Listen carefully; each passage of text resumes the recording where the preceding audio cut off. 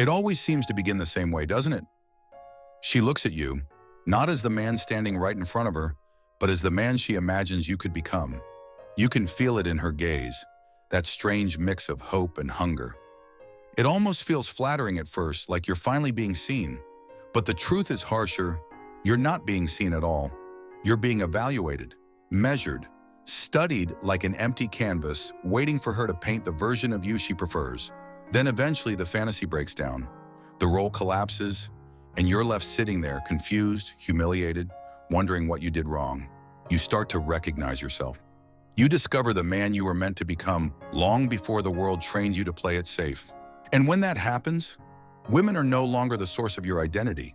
They're no longer the mirror you use to feel valuable. They're no longer the judge of your masculinity. They become something much more real. Partners, not prizes. Mirrors, not mothers. Allies, not saviors. You choose them, not to complete you, not to validate you, not to prop up your sense of self, but simply because you want to walk beside them as equals on the path, from a place of strength, from a place of clarity, from a place of inner wholeness. And Jung was clear about this. A man who has reached this level doesn't become cold or distant. He becomes more alive, more grounded, more capable of love than ever before, because his love is no longer driven by fear. But the truth is, you didn't do anything wrong. You just stopped performing convincingly enough for her unconscious story. That's it. But Jung also knew men can't follow a map someone else draws for them. He never gave step-by-step instructions. He didn't make it easy. He didn't give formulas or hacks. He gave you a challenge, a direction, a warning. He warned that every man who refuses to confront himself, who refuses to face the unconscious forces within, will end up a prisoner of the projections of others, especially the projections of women. But he also challenged you to walk the path of individuation, to stop blaming women for the roles you accept, to stop looking for wholeness in their eyes, to stop living as a character in someone else's imagination. Because the man who chooses himself, fully, unapologetically, relentlessly, becomes immune to projection. He cannot be reduced to a fantasy. He cannot be seduced by illusion. He cannot be manipulated through validation. He stops living as a reflection and becomes the architect of his own life. And here's the final twist. When you reach this state, most people won't understand you. Your presence becomes heavy, not in a negative way, but in a grounding way. You become someone who sees through the games, the disguises, the performances people cling to, and that makes them nervous.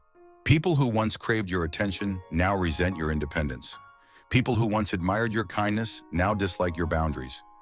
People who once praised your loyalty now question your distance. Jung believed the only way out of this entire psychological theater, this loop of projection and disappointment, was what he called individuation, the long, demanding journey of becoming whole within yourself. And here's the uncomfortable part. Most men never take the first step. They don't know how to interact with a man who cannot be controlled, a man who cannot be guilted, manipulated, or flattered into compliance. And some women, especially those still possessed by fantasy, will accuse you of being emotionally unavailable, too logical, too distant, too in your head. But what they really mean is simple. You're no longer participating in their story. You're no longer responsive to projection. You've stepped out of their myth and back into your own life. You've stopped being their character. You've started being a man.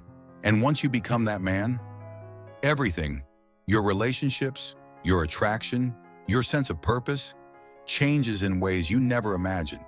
But here's the part nobody tells you, the part most men never understand until it's too late. Once you stop living inside someone else's script, once you stop performing, once you stop bending yourself into a character for approval, you become something very few people in this world are prepared to handle. Jung warned that the individuated man, the man who has integrated his shadow, claimed his soul, and reclaimed his identity, is not celebrated by society. He's resisted, misunderstood, feared, not because he's dangerous, but because he's free. A man who is free cannot be manipulated with guilt. He cannot be bribed with validation. He cannot be controlled through shame. He is no longer dependent on approval, affection, or applause, and that makes him nearly impossible to use. You were raised to seek approval, to be agreeable, to prove your worth, to wait for women to decide whether or not you're valuable. And as long as you cling to that pattern, you'll keep ending up in the same situations, playing the same role, getting replaced when the audience gets bored. You'll start to notice how uncomfortable your presence becomes for certain people, even people you thought you were close to. They won't say it directly, but they feel it. They feel the weight of your clarity. They feel the strength of your boundaries. They feel the difference between who you were and who you've become. Some will say you've changed. Some will say you've become distant. Some will accuse you of being arrogant. But none of that is true. You're not arrogant. You're just no longer available to play a role. You've stopped being the man who bends. You've stopped being the man who molds himself into whatever shape will keep the peace. You've stopped being the endlessly agreeable, endlessly adaptable, endlessly self-sacrificing version of yourself everyone was comfortable with. Women especially, those still caught in projection, those still possessed by fantasy, will suddenly feel threatened by you. They'll say you're emotionally closed off, that you're too analytical, too distant. But the truth is simpler. They can't control the narrative anymore. They can't use you as the emotional supply for their animus. They can't cast you as a character in their private movie. You've stepped out of the fantasy. You've stepped into your life. And without the fantasy, they don't know who you are. Because who you are is no longer based on their imagination. Individuation isn't glamorous. It's not a quick fix or a self-help slogan. It's brutal work. It forces you to confront parts of yourself you'd rather keep buried. The insecurity, the fear, the shame, the neediness. It demands that you stop blaming women for not seeing you and start doing the work of seeing yourself. Jung said something brilliant that applies perfectly here.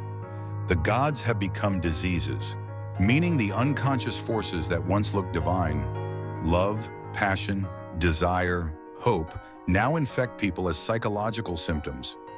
And nowhere is this more true than in the modern man's addiction to validation. Men today are spiritually sick. Not sick in a moral sense, but sick because they've forgotten who they are without being wanted. You think you're being romantic when you say things like, "I'd do anything for her. She's my everything." But Jung would tell you that what you call love is often just the refusal to carry your own soul. You hand your identity to a woman and pray she'll take care of it. You hand her your sense of purpose and hope she won't drop it. You hand her your emotional foundation and expect her to build it for you. But no woman, not even the kindest, gentlest, most dedicated woman, can carry the weight of a man's unclaimed soul. She wasn't built for that. And when she finally drops it, when she steps back, overwhelmed and exhausted, you feel betrayed. But Jung would say you should feel grateful, because her letting go is the moment the illusion collapses. It's the moment you are forced to stand face to face with your own emptiness.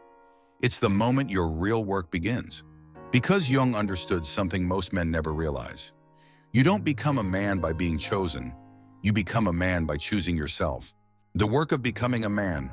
And in that moment, you have only two choices. Choice one, blame her. Join the chorus of bitter men who resent women for failing to worship them. Mock, complain, withdraw, harden your heart. Hide from your own shadow by pointing at hers. Or, choice two, do what Jung demanded. Turn inward, face yourself. Begin the long, terrifying, liberating work of integration. Because the woman you've been chasing, the woman you've been molding yourself for, the woman you've been performing to impress, she was never the one. She was a mirror, a reflection of the part of yourself you abandoned. And until you reclaim that part, every relationship you enter will be built on need, on fantasy, on projection. But when you finally do reclaim it, when you know yourself, when you choose yourself, everything changes. You stop chasing women. You stop performing for approval. You stop bending your truth to maintain attraction. You stand still, grounded, rooted, present. Your worth doesn't come from being loved. It comes from standing firmly in who you are, even when nobody is clapping for you. And from that place, a new kind of woman appears in your life. Not one who wants a character, not one who worships a fantasy, not one who wants you to play a part. A woman who has done her own work, a woman who has confronted her own animus, a woman who has faced her own shadow. She won't need you to complete her. She won't need you to save her. She won't need you to perform. She will simply stand beside you. Whole meeting whole, truth meeting truth, freedom meeting freedom. No masks, no roles, no illusions, no possession. Just two real people walking the same direction. And here's the final warning. Most men will never experience this. Not because it's impossible, but because they stop walking the path too soon. They settle for illusions. They settle for roles. They settle for being chosen instead of choosing themselves. But if you have the courage to keep going, to face every shadow, to withstand every lonely night, to stand without applause, to walk without validation, to strip away every layer of false identity, a man who has faced his own unconscious cannot be manipulated by projections, hers or anyone else's. He stops being a puppet and becomes the author of his own life. Then one day you will arrive at something few men ever reach. You will arrive at yourself. And when that happens, you won't need women to tell you who you are. You won't need society to validate your worth. You won't need the world to hand you permission. You'll stand as a man, not because someone chose you, not because someone believed in you, but because you chose yourself. Jung didn't leave you a map. He left you a warning and a challenge. A warning that if you refuse to confront yourself, you will become a slave to the projections of others. And a challenge to walk the brutal, liberating path of individuation. To stop waiting to be chosen. To stop living as a character. To stop surrendering your identity in exchange for affection. Because the man who chooses himself fully, fiercely, relentlessly becomes untouchable, unmanipulable, unshakable. He becomes the author of his own life. Jung believed that the greatest tragedy among modern men isn't rejection. It's the willingness to shapeshift into whatever form they believe will be accepted. You call it compromise, partnership, love. Jung had a simpler name for it, self-betrayal. And if you felt this message hit somewhere deep, don't just click away. Take a second right now to like the video, share it with a man who needs this truth, and subscribe for more. Not just for this channel, but for the next man who's still trapped in the illusion, still waiting to be free. Help spread this message. Help awaken the world, one man at a time. Men who avoid their own inner development end up bending like wet clay, reshaping themselves to fit the expectations of women who aren't even aware of their own inner contradictions. Over time, you stop being a real person and start being a mask, smiling, agreeing, performing, until you can't remember who you were before the mask fused to your face. But that masterpiece she's trying to create, it was never really about you. It never has been. And Carl Jung, he tried to warn you, not gently, not with comforting cliches, but with the precision of a man who spent an entire lifetime staring into the darkest corners of the human psyche. Jung dedicated his life to exploring what he called the unconscious, that vast, silent dimension of the mind you don't notice until it suddenly takes control. And women can feel this. They sense it instantly, instinctively, almost animalistically. The very behaviors you think will make her love you, predictability, niceness, availability, are the same things that smother her attraction. Why? Because the feminine instinct, Jung said, isn't drawn to comfort. It's drawn to mystery, to strength, to a man who stands on his own 2 feet, who is not fully decipherable, fully containable, fully bendable. The moment you make yourself completely available, no boundaries, no backbone, you don't become more appealing. You become invisible, replaceable, forgettable. But here's the paradox that traps most men forever. You're more afraid of being alone than you are of being fake. You'd rather hold on to the illusion of being loved than face the reality of standing alone without validation. And Jung warned that until a man learns to embrace that solitude, truly embrace it, he will never find freedom. He wrote that individuation requires a kind of death before death, letting your false selves burn so that something real can finally grow in their place. And here's the part nobody likes to talk about. Individuation is lonely, deeply, painfully lonely. Because once you start seeing the world clearly, you can't unsee it. You begin to notice the masks people wear, the roles they play, the lies they tell themselves just to avoid facing their own shadows. When you try to speak the truth, they call you cold or arrogant. They accuse you of being the problem. But you're not the problem, you're the mirror. And buried in that work was one of his most unsettling discoveries about women. They don't simply fall in love with men. They fall in love with ideas, fantasies, projections of who they believe a man could be. And the most unnerving part? Most of the time, they're not even aware they're doing it.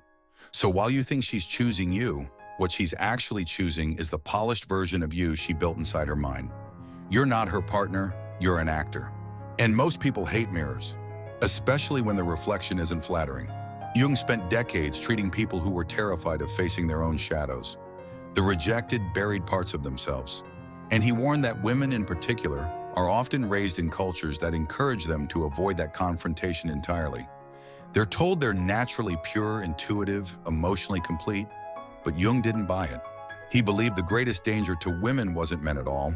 It was their own unconscious animus, the voice that speaks with false certainty, false authority, false morality.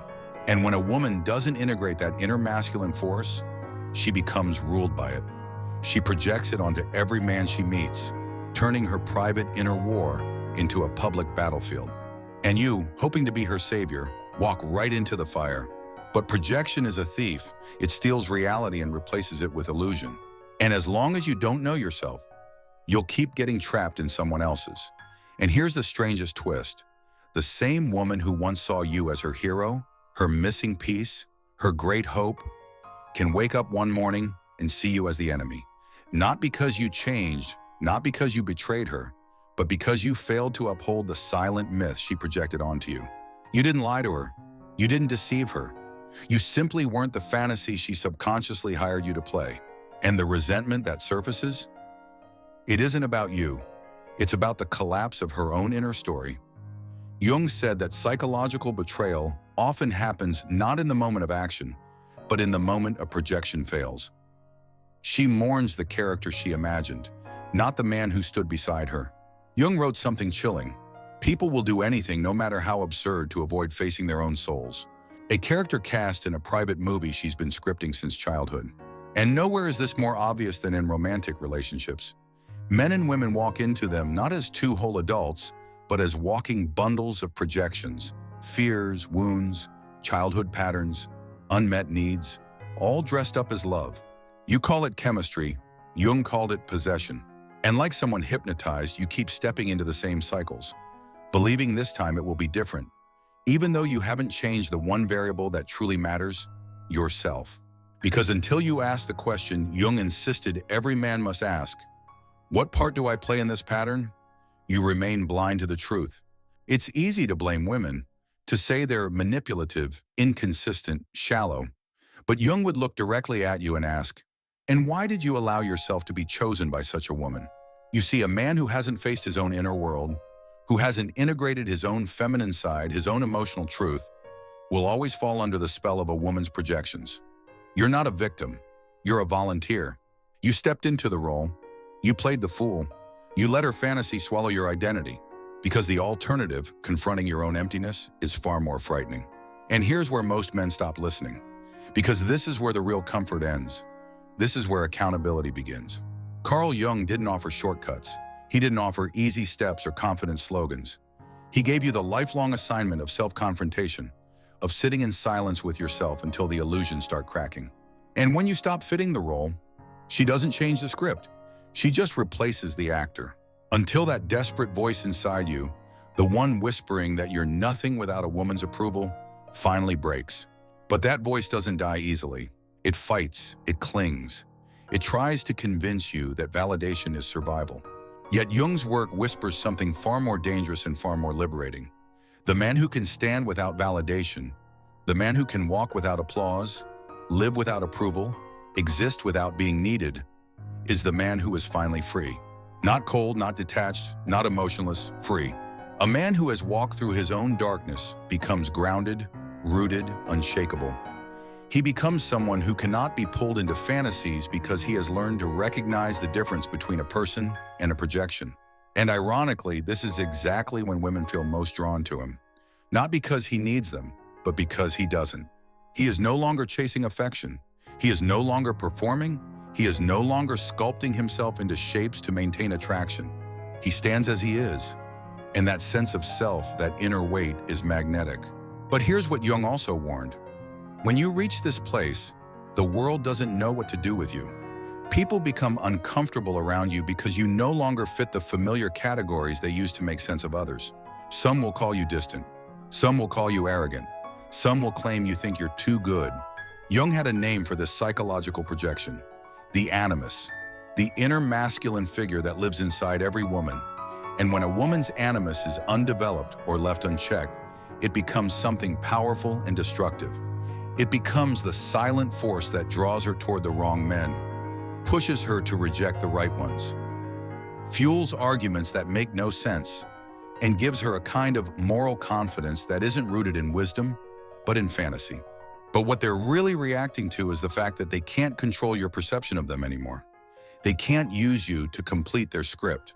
You've stopped auditioning, you've stepped off their stage, and that terrifies them. Especially women still ruled by an immature animus. They'll accuse you of being emotionally unavailable, overly logical, too self-contained.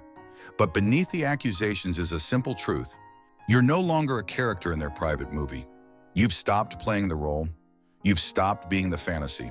The moment you detach from the script, they don't know who you are, because who you are is beyond their projection.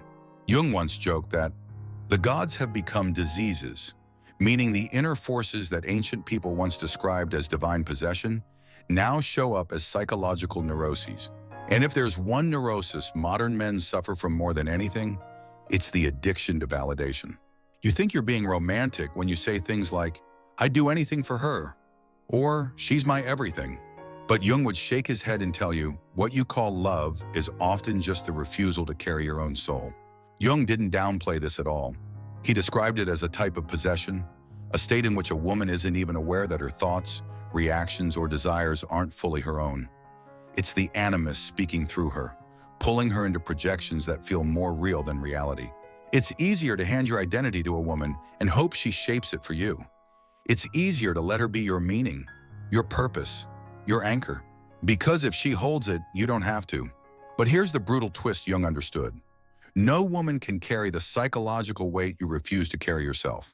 And when she finally drops it, when she realizes she cannot be your savior, you will feel betrayed. But in truth, you should feel grateful. Because when she drops the illusion, she forces you to face yourself for the first time. And in that moment of clarity, painful and sharp as it is, you're given a choice.